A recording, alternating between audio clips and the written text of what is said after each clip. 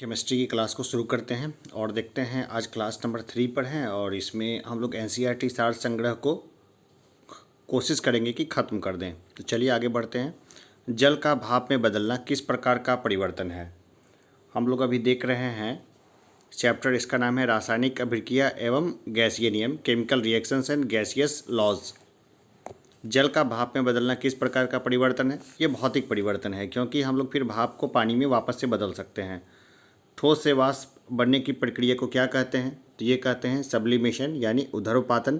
यानी ठोस को अगर हम सीधा ही बॉईल करेंगे ना, गर्म करेंगे तो सीधा ही वो भाप में बन जाएगा। जैसे कपूर को देखिए, अधिक ऊंचाई वाले स्थानों पर पानी 100 डिग्री सेल्सियस के नीचे के तापमान पर उबलता है क्योंकि वायुमंडलीय दबाव कम हो जाता है। इस कारण जल का क्वथनांक बिंदु यानी बॉइलिंग पॉइंट घट जाता है। अशुद्धियों के कारण द्रव के क्वथनांक पर क्या प्रभाव पड़ता है, तो द्रव का क्वथनांक बढ़ जाता है।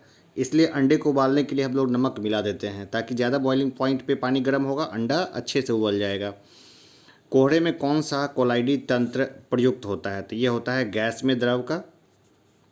शक्कर के घोल का तापमान बढ़ाने से शक्कर की विलेयता शुगर सॉलिडिटी पर क्या प्रभाव पड़ेगा, तो विलेयता बढ़ जाएगी। नमक मिश्रित कपूर को किस प्रकार शुद्ध किया जा सकता है, तो उदरपातन द्वारा उसको शुद्ध किया जा सकता है। जल अपघटन में ऊर्जा किस रूप में उत्पन्न होती है, तो ऊष्मा के रूप में। पानी में चीनी का घुलना किसका उदाहरण है, ये भौतिक परिवर्तन का उदाहरण है।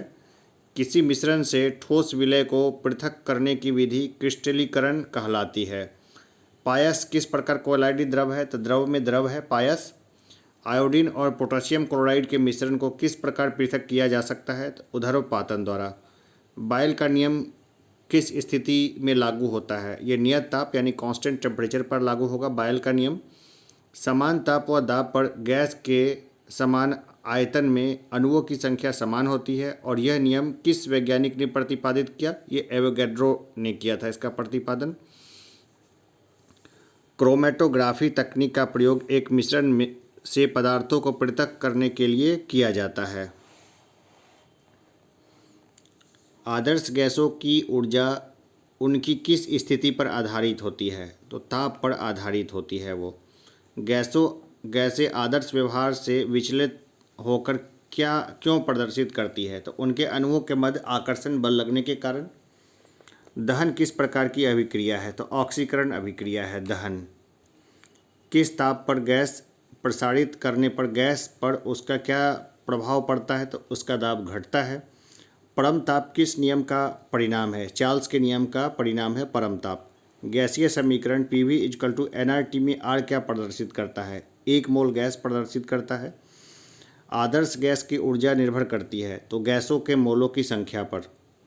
पास्चुराइजेशन प्रक्रिया में दूध को पहले अधिक देर तक उच्च तापमान पर लगभग 150 डिग्री फ़ारेनहाइट पर गर्म किया जाता है और एक निश्चित समय में अचानक ठंडा कर लिया जाता है। इसके बाद दूध लंबे समय तक टिका रहता है, फटता नहीं है। रोटी तथा गर्म गैसों के गुब्बारे को फूलने जैसी किस गैसीय नियम के व्यवहार रूप में भी दर्शाते हैं, तो चार्ल्स के नियम है।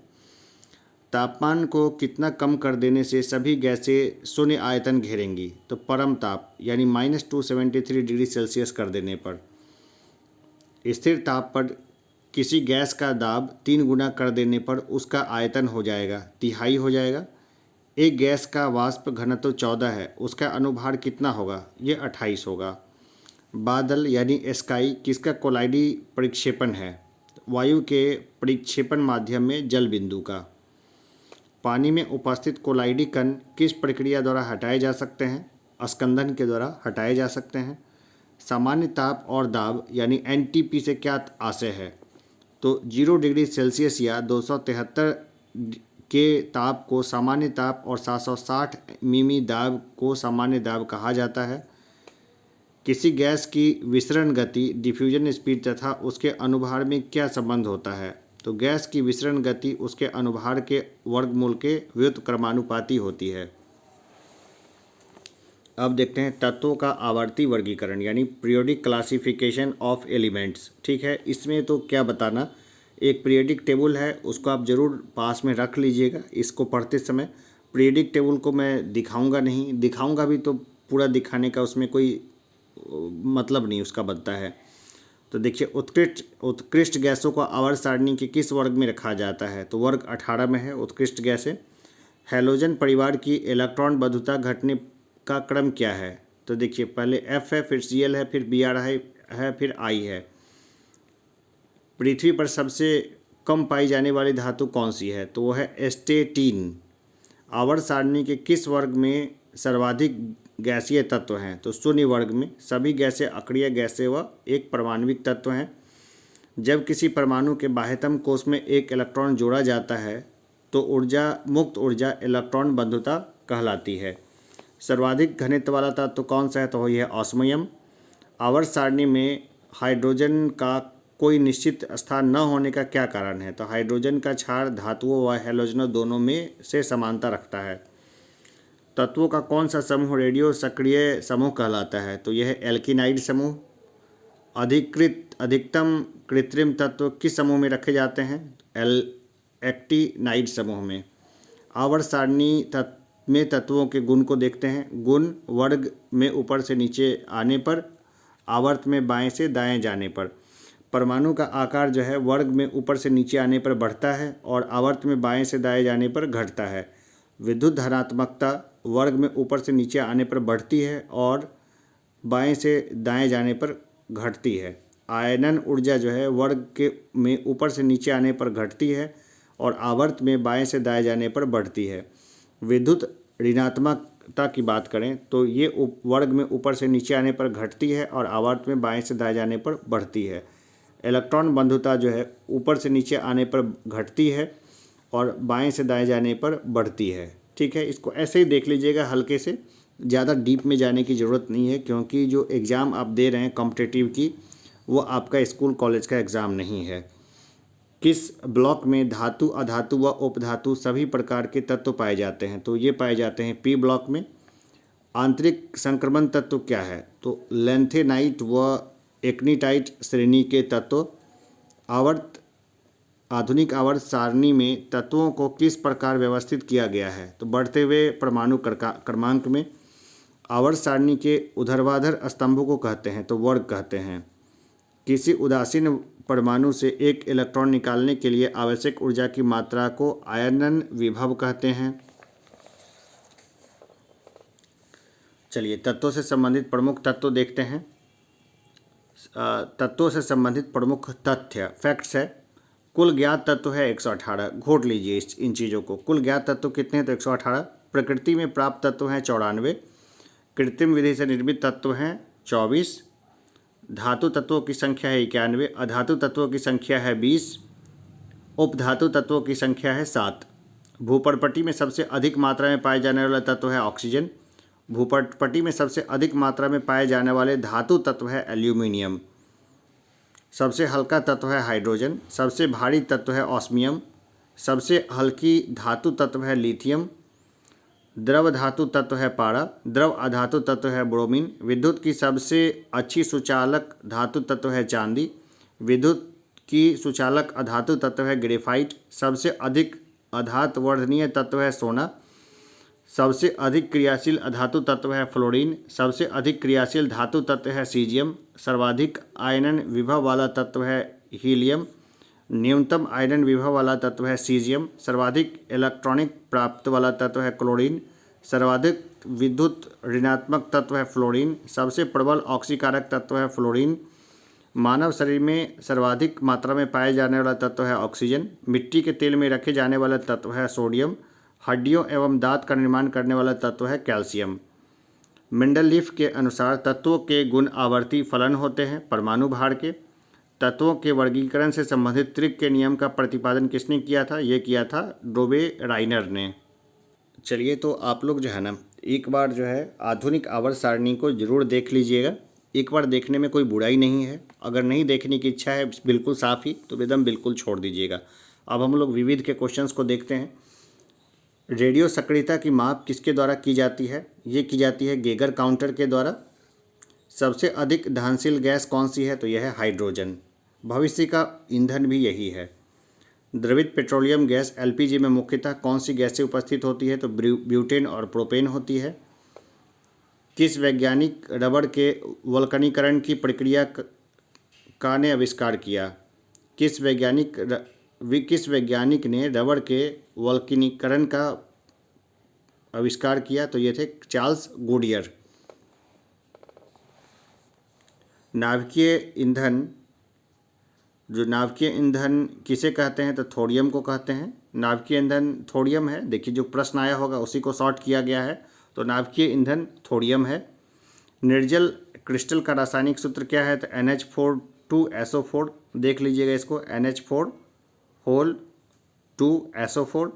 N2 और H2 द्वारा अमोनिया बनाने की हैबर विधि में किस उत्प्रेरक का प्रयोग किया जाता है? लोहा का प्रयोग किया जाता है। सामान्य गैस समीकरण क्या है? तो PV = nRT, ये सामान्य गैस है, प्रक्रिया है। सोडा वाटर बनाने के लिए किस गैस का प्रयोग किया जाता है? तो ये कार्बन डाइऑक्साइड यानी CO2 का प्रयोग किया जाता है। स्टार्च किसका उदाहरण है? ये पॉलीमर का उदाहरण है। चलिए कुछ और देखते हैं, जैसे अनुसंधान, प्रयोग क्षेत्र एवं अनुप्रयोग, इसको हम लोग देख लेते हैं अच्छे तरीके से थोड़ा सा। चलिए तो अब इसको देखते हैं। क्या पढ़ाने में बहुत मुसीबतों का सामना करना पड़ता है, खास करके ऑनलाइन पढ़ाना जो है ना, अपने आप में समझिए जो क्या नहीं है वो। तो शुरू करते हैं, अनुसंधान को देखते हैं। प्रायोगिक क्षेत्र एवं अनुप्रयोग, रेडियो सक्रिय समस्थानिक। जरूरी था इसलिए मैंने इसको नया सिस्टम से किया है इस चीज़ को। तो देखिए कार्बन आयु गणना यानी कार्बन डेटिंग, तो जीवाश्मों, मृत जीव अथवा वनस्पति की आयु ज्ञात करने में इसका इस्तेमाल होता है। और कार्बन 14 यानी C14 जो है प्रयुक्त रेडियो समस्थानिक है, जिसके जरिए इसका पता किया जाता है। जितना ये घटता जाएगा उसी के अकॉर्डिंग जो है इसका पता किया जाता है। चलिए यूरेनियम लेड आयु गणना, UPV डेटिंग, पृथ्वी एवं चट्टानों की आयु ज्ञात करने में यूरेनियम U-238 और लेड PB-266 का इसमें इस्तेमाल होता है। रुबिडियम स्ट्रॉन्सियम आयु गणना, RBSR डेटिंग, चट्टानों एवं खनिजों की आयु ज्ञात करने में रुबिडियम RB87, स्ट्रॉन्सियम SR86 इसका इस्तेमाल होता है। पोटेशियम आर्गन आयु गणना मतलब KAR डेटिंग, भूगर्भिक चट्टानों की आयु ज्ञात करने में पोटेशियम K40 आर्गन AR40 का इस्तेमाल होता है। अब बात करते हैं चिकित्सा की। तो चिकित्सा में क्या है कि ट्रेसर के रूप में विभिन्न रोगों की जांच में, विभिन्न रोगों के उपचार में, ठीक है, ट्यूमर की जांच में, थायराइड ग्रंथि की सक्रियता की जांच में, अल्परक्त, इसमें क्या क्या चीज़ यूज होता है ना, इसमें प्रयुक्त समस्थानी को देखते हैं। जैसे चिकित्सा में देखते हैं ट्रेसर के रूप में विभिन्न रोगों की जांच में और विभिन्न रोगों के उपचार में। जैसे ट्यूमर की जांच में आर्सेनिक 74 का इस्तेमाल किया जाता है, ट्यूमर की जांच में आर्सेनिक 74 का। थायराइड ग्रंथि की सक्रियता की जांच में आयोडीन 131 का। अल्परक्तता यानी क्षय रोग TB की जांच में फ्लोरीन 59 का। अंगों की संरचना के अध्ययन में टेक्नियम 99M का। रक्त प्रवाह के वेग मापने में सोडियम का। कैंसर के उपचार में ट्यूमर को नष्ट करने में कोबाल्ट 60 और सीजियम 137 का। अस्थि रोग के उपचार में फास्फोरस 32 का। अब बात करते हैं कृषि की, ठीक है ना। कृषि की बात करते हैं तो खाद्य संरक्षण में, पादप उर्वरक परीक्षण में उर्वरक के रूप में, तो देखिए अनाज, सब्जी, मछली आदि को लंबे समय तक संरक्षित करने में गामा किरणों का। पौधों में उर्वरकों के प्रभाव की जांच करने में कार्बन 14 का। प्रकाश संश्लेषण की प्रक्रिया के अध्ययन में फास्फोरस 32 का। अब बात करते हैं उद्योग का, ठीक है ना। तो पेट्रोलियम औद्योगिक की खोज में, तेल के रिसाव की जांच में, नाभिकीय ईंधन के रूप में और मृदा के अध्ययन में। तो देखिए तेल के कुएं की अवस्थिति ज्ञात करने में, धातु की चादरों की सामान्य मोटाई की जांच में अमेरिकियम 241 का इस्तेमाल होता है। तेल के कुओं की अध्ययन एवं पाइपलाइनों में रिसाव का पता करने के लिए सोडियम 24 का। नाभिकीय ऊर्जा संयंत्र तथा जलयानों की प्रणोदक प्रणाली के ईंधन के रूप में यूरेनियम 235 का। मृदा में नमी की मात्रा ज्ञात करने में, सड़कों एवं भवनों के निर्माण में कैलिफोर्निया 252 का इस्तेमाल होता है। पेयजल को रोगाणुमुक्त करने के लिए इसमें क्लोरीन CL मिलाई जाती है। तो ये सब जो है एक बार देख लीजिए, जहाँ तक हो सके उसको घोट लीजिए।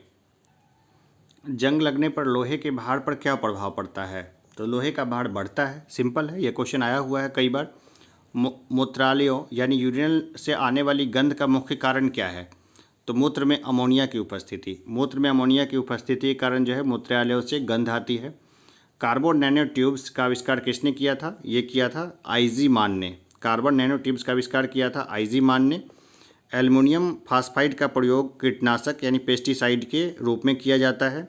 भारत में जल विलवनीकरण या संयंत्र यानी वाटर डिसैलिनेशन प्लांट कहाँ स्थित है? ये लक्षद्वीप में स्थित है। जाहिर सी बात है समुद्र के पानी को ही एक सही करेंगे। चलिए आगे देखते हैं। धूम्र पर्दे यानी स्मोक कर्टेन्स जिनका प्रयोग युद्ध में छिपने एवं शत्रु को धोखा देने के लिए किया जाता है, किस पदार्थ से बने होते हैं? तो ये टाइटेनियम ऑक्साइड के बने होते हैं। यशद पुष्प यानी फिलोस्पर्स वुल किसे कहते हैं? ये कहते हैं जिंक ऑक्साइड को। रेशम यानी सिल्क किसका उदाहरण है? यह प्राकृतिक बहुलक या नेचुरल पॉलीमर का उदाहरण है जिंक। द्रवित ऑक्सीजन या द्रवित हाइड्रोजन को औद्योगिक स्तर पर प्राप्त करने में प्रयुक्त प्रौद्योगिकी का नाम क्या है? तो यह है क्रायोजेनिक्स। पदार्थ द्रव्य की वह अवस्था जिसकी निश्चित आकृति और आयतन होती है क्या कहलाता है? ठोस कहलाता है। पोटेशियम नाइट्रेट KNO3 का प्रयोग मुख्यतः किस पदार्थ के निर्माण में होता है? तो ये उर्वरकों के निर्माण में होता है। चलिए इसको भी देखेंगे, पहले ऊपर का सारा निपटा लेते हैं। सूर्य का निर्माण मुख्यतः किस तत्व से हुआ है? तो यह हाइड्रोजन से हुआ है। साबुन बनाने में किस पदार्थ का प्रयोग किया जाता है? वनस्पति तेल का। गोबर गैस का मुख्य घटक क्या है? तो ये मीथेन है, CH4 बोलते हैं इसको। सिलिकेट जिसको सिलिका ऑफ मैग्नीशियम के रूप में भी जाना जाता है, प्रचुर मात्रा में पृथ्वी के किस भाग में पाया जाता है? तो भूप्रपट्टी यानी क्रस्ट में पाया जाता है। पृथ्वी के वायुमंडल में कौन सी गैस पर्याप्त मात्रा में पाई जाती है? तो यह है नाइट्रोजन। हरा कशिश यानी ग्रीन विट्रॉल का रासायनिक नाम क्या है? तो यह है फेरस सल्फेट।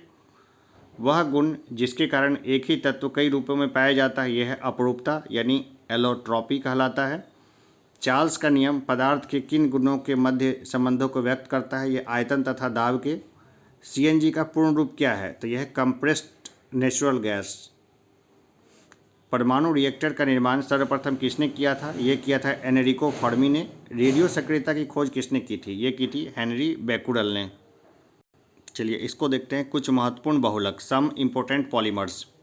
तो देखते हैं नायलन 6 को। नायलन 6 क्या है और इसका उपयोग क्या है?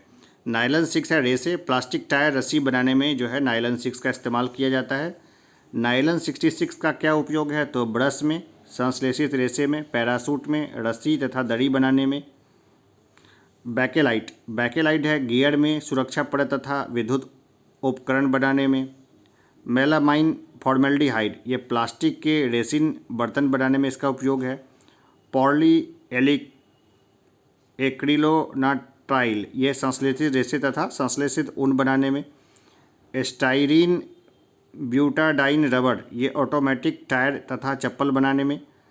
नाइट्राइल रबर ये सीले बनाने में, टैंकर के स्तर बनाने में इसका इस्तेमाल होता है। अब देखते हैं बहुलक और उसके उपयोग को। तो पॉली इथाइल एक्रोनेट ये फिल्म बनाने, घर के पाइप तथा कपड़े बनाने में। टेरिलीन रेसे, बेल्ट, तार तथा टेंट बनाने में। ग्लिंटल ये प्लास्टिक तथा पेंट बनाने में। पॉलीथीन विद्युत रोधक, पैकिंग घरों तथा प्रयोगशाला में। पॉलीस्टेराइन विद्युत रोधक, पैकिंग पदार्थ, खिलौने तथा घरेलू वस्तुएं। Polyvinyl chloride raincoat, bag, vinyl, फर्श, चमड़े के कपड़े बनाने में।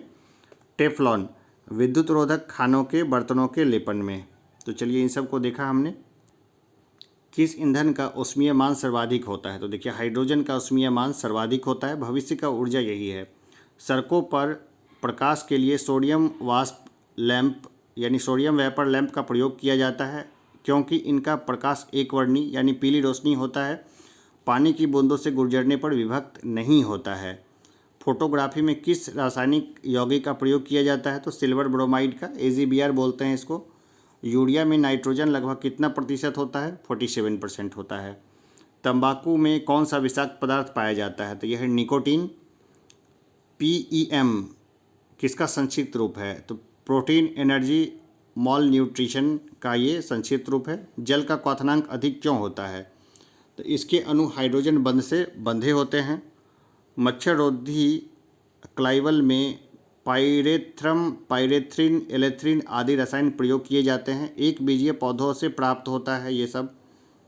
मच्छर रोधी कॉइल में पाइरेथ्रम, पाइरेथ्रिन, एलेथ्रिन आदि रसायन प्रयोग किया जाता है। यह एक बीजीय पौधे से प्राप्त होता है। अग्निशामन शामक यंत्र यानी फायर एक्सटिंग्विशर में कौन सी गैस प्रयुक्त की जाती है? तो यह है कार्बन डाइऑक्साइड। रासायनिक उर्वरकों के निर्माण में नाइट्रोजन, फास्फोरस व पोटेशियम का प्रमुख संगठक के रूप में तथा सल्फर, मैग्नीशियम व कैल्शियम का द्वितीय संगठक के रूप में प्रयोग किया जाता है। रासायनिक उर्वरक के निर्माण में नाइट्रोजन, फास्फोरस व पोटेशियम का प्रमुख संगठकों के रूप में तथा सल्फर, मैग्नीशियम व कैल्शियम का द्वितीय संगठकों के रूप में प्रयोग किया जाता है। चूहा विष के रूप में किस रसायन का प्रयोग किया जाता है? तो जिंक फॉस्फाइड का। मानव द्वारा निर्मित प्रथम संश्लिष्ट रेशा कौन सा था? तो ये था रेयान।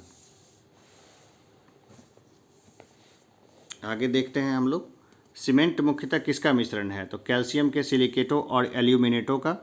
यूरिया उर्वरक के उत्पादन के लिए कार्बन डाइऑक्साइड का प्रयोग किया जाता है। अमोनियम सल्फेट क्या है? एक मिश्रित उर्वरक है अमोनियम सल्फेट। पसीना रोधी उत्पादों में सामान्यतः कौन सा रसायन उपस्थित होता है? यह है एल्यूमिनियम यौगिक। मानव अस्थियों में सर्वाधिक मात्रा में कौन सा लवण पाया जाता है? तो कैल्शियम फॉस्फेट। जेली के निर्माण हेतु कौन सा फल सर्वाधिक उपयुक्त है? अमरूद जो है वो सर्वाधिक उपयुक्त है। संयुक्त राष्ट्र ने वर्ष 2011 को किस रूप में मनाए जाने का निर्णय लिया? अंतर्राष्ट्रीय रसायन विज्ञान वर्ष, इसलिए ये महत्वपूर्ण है। पादपों में वृद्धि हेतु आवश्यक पोषक तत्व hydrogen, calcium, oxygen, manganese, nitrogen, carbon, phosphorus, potassium, zinc, magnesium, sulphur, iron, copper, boron, molybdenum, chlorine सबकी ज़रूरत पड़ती है पादपों में। 16 तरह के तत्व, ज्ञात तत्व हैं 16 तरह के, और भी पता नहीं कितने तरह के पड़ते होंगे जो अभी लोगों को ध्यान नहीं है। साबुन निर्माण की विधि है साबुनीकरण, सैपोनिफिकेशन। वायु का अकार्बनिक गैसीय प्रदूषण कौन सा है? तो यह हाइड्रोजन सल्फाइड है। डीजल की गुणवत्ता किससे प्रदर्शित की जाती है? तो ये सीटेन संख्या से इसका पता चलता है। डीजल की गुणवत्ता सीटेन संख्या से। अब हम लोग देखेंगे कांच को रंग प्रदान करने वाले पदार्थ को, ठीक है ना। तो रंग देने वाले पदार्थ और कांच का रंग, तो पोटेशियम डाइक्रोमेट ये हरा और हरा पीला कांच का रंग देता है। क्यूप्रस लवण ये लाल। कैडमियम सल्फाइड नींबू जैसा पीला। कार्बन कहड़ुआ। कोबाल्ट ऑक्साइड गहरा नीला। सोडियम क्रोमेट या फेरस ऑक्साइड हरा। अब देखिए कि और भी देखते हैं रंग देने वाला पदार्थ और कांच का रंग, इसको देखते हैं। सोलोनियम ऑक्साइड नारंगी लाल। फेरिक लवण या सोडियम यूरेनेट प्रतिदीप्ति पीला। गोल्ड क्लोराइड या पर्पिल ऑफ कासियस ये रूबी जैसा लाल। क्यूप्रस ऑक्साइड या कैडमियम सल्फाइड चटक लाल। क्यूप्रस लवण ये पीकॉक नीला। अब इसमें देखिए कि भूपर्पटी में सर्वाधिक मात्रा में ऑक्सीजन यानी 46.86% तथा सिलिकॉन 27.72% की उपस्थिति होती है। अब हम लोग देखते हैं प्रमुख थर्मोप्लास्टिक और उसका उपयोग। तो देखते हैं पॉलीथिलीन या पॉलीएथिलीन। तो उपयोग इसका है पाइप, कुर्सी, मेज, थैले, बोतल, खिलौने आदि के निर्माण में इसका इस्तेमाल होता है। पॉलीविनाइल क्लोराइड ये जलापूर्ति के पाइप, बैग, खिलौने, रक्त वाले बैग आदि के निर्माण में इसका इस्तेमाल होता है। पॉलीस्टीरीन यानी स्टाइरीन ये खाना रखने वाले कंटेनर, खाना की प्लेटें, सीडी केस, रेडियो एवं टीवी कैबिनेट आदि के निर्माण में इसका इस्तेमाल होता है। ल्यूसाइट एक्रिलिनिक ग्लास यानी एक्रीलाइट ये कांच के स्थान पर प्रयोग कॉन्टैक्ट लेंस के निर्माण में इसका इस्तेमाल होता है।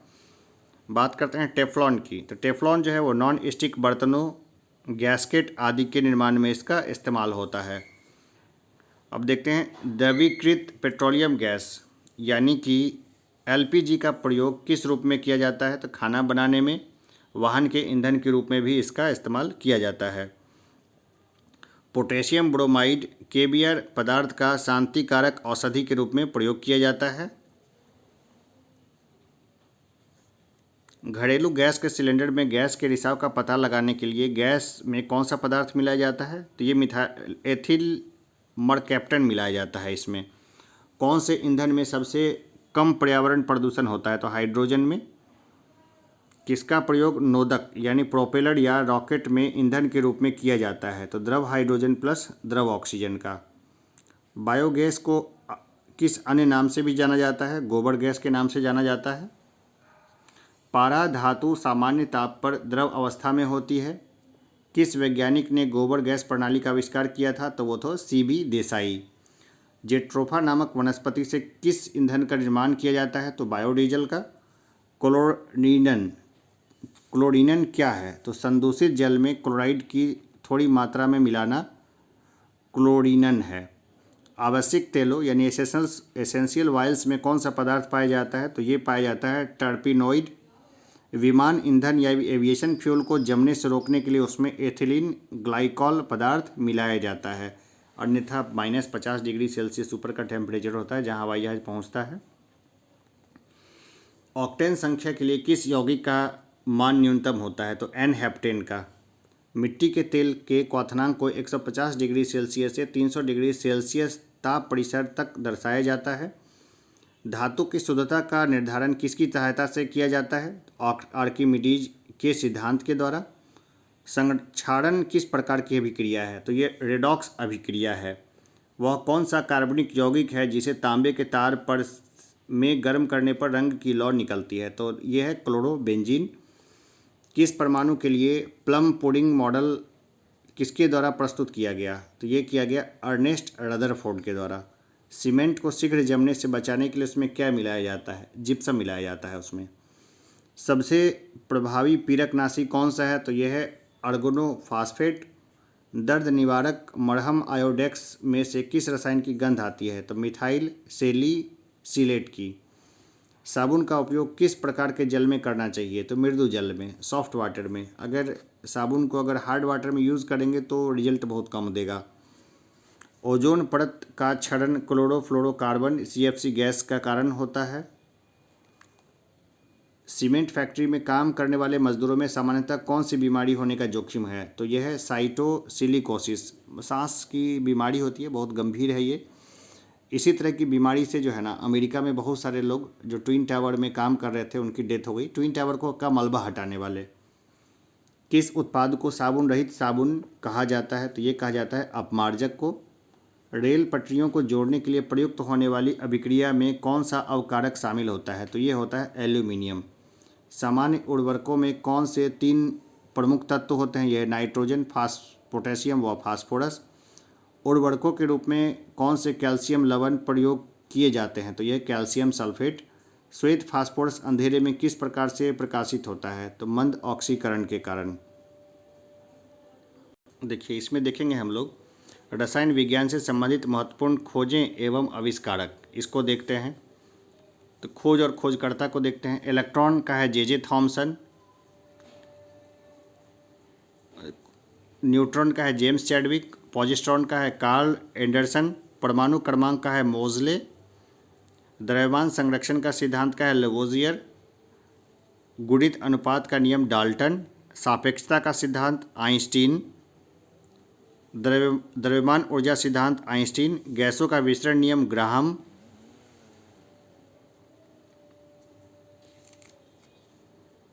चार्ल्स का नियम चार्ल्स। आधुनिक आवर्त सारणी मोजले। त्रिक का नियम डेबोर्नायर। क्वांटम सिद्धांत मैक्स प्लांक। अपमार्जक सिद्धांत पाउली। तरंग यांत्रिकी सिद्धांत डी ब्रागली। क्रमिक रचना सिद्धांत अफबाऊ। कृत्रिम रेडियो सक्रियता जूलियट। वर्ग विस्थापन सिद्धांत CD व फ्रॉजन। तनुता नियम ऑस्टवाइल्ड।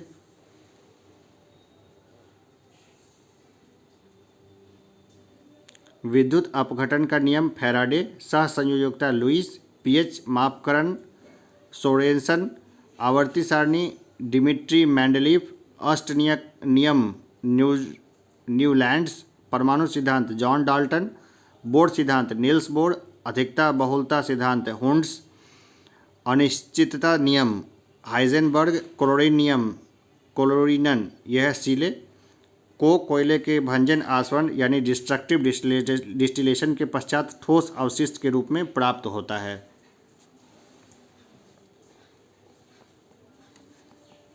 देखिए रेडियो सक्रियता की खोज की थी हेनरी बैकरवेल ने। समस्थानिकी सार्डी ने। भारी जल की यूरे ने, हीलियम की लॉकर ने, ऑक्सीजन का प्रिस्ले एवं सीले ने, सोडियम का डेवी ने, पोटेशियम का डेवी ने, रेडियो का क्यूरी दंपति ने, रेडियम का मैडम पियरी क्यूरी और मैडम क्यूरी ने, थोरियम का बर्जिलियस ने, यूरेनियम का कैलेप्रोथ ने, प्रोटॉन का रदरफोर्ड ने, नाभिक का रदरफोर्ड ने, मेसॉन का युकावा ने, स्थिर अनुपात का नियम प्राउस्ट ने, व्युत्क्रम अनुपात का नियम रिचर, प्रकाश विद्युत प्रभाव हेनरीज हर्ट्ज, वैद्युत संयुक्ता कॉसेल, उत्प्रेरण Berzelius, hydrogen Cavendish, nitrogen Daniel Rutherford, argon रेगजे और Rayleigh, magnesium Davy, calcium Davy, Avogadro की परिकल्पना एवगाद्रो, बायल का नियम रॉबर्ट बायल, आंशिक दाब का नियम डाल्टन, प्रासरण दाब का नियम बर्कले,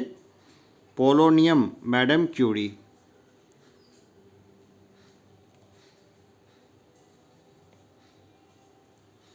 अब देखते हैं रासायनिक पदार्थों के नाम और उनके रासायनिक सूत्र। साधारण नमक को बोलते हैं sodium chloride NaCl, baking soda sodium bicarbonate NaHCO3, धावन soda sodium bicarbonate NO2CO3 × 10H2O, caustic soda sodium hydroxide NaOH, सुहागा बोरेक्स Na2B4O7 × 10H2O, फिटकरी पोटेशियम एल्यूमिनियम एल्फेट K2SO4 × Al2SO4 24H2O, soda potassium nitrate KNO3, विरंजक चूर्ण ब्लीचिंग पाउडर CaOClCl, चूने का पानी calcium hydroxide CaOH2, gypsum calcium sulphate CaSO4 2H2O, plaster of Paris calcium sulphate hemihydrated CaSO4 half H2O,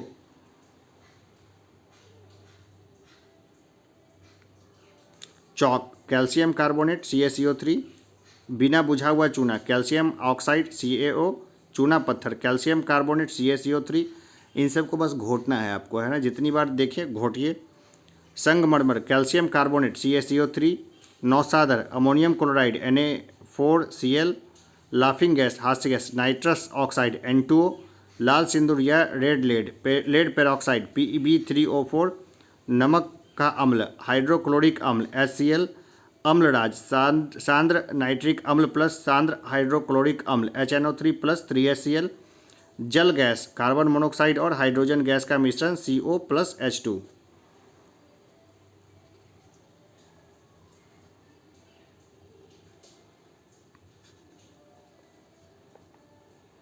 bauxite हाइड्रेटेड्स alumina Al2O3 2H2O, शुष्क बर्फ ठोस carbon dioxide CO2, magnesium oxide MgO, black zinc sulphide ZnS, भारी hydrogen deuterium D, भारी जल deuterium oxide D2O, silica silicon dioxide SiO2, marsh gas methane CH4, सिरका acetic अम्ल तथा तनु विलयन CH3COH, alcohol ethyl alcohol C2H5OH।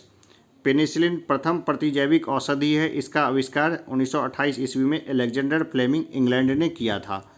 तो देखिए अभी हमने जो है ना 3 क्लास में केमिस्ट्री को पूरा ही ख़त्म कर दिया है। यानी कोई भी प्रश्न आएगा, BPSC हो या बिहार SI हो या फिर बिहार CDP हो, कोई भी एग्ज़ाम होगा उसमें यहाँ से प्रश्न जो है ना वो बाहर नहीं निकलेगा।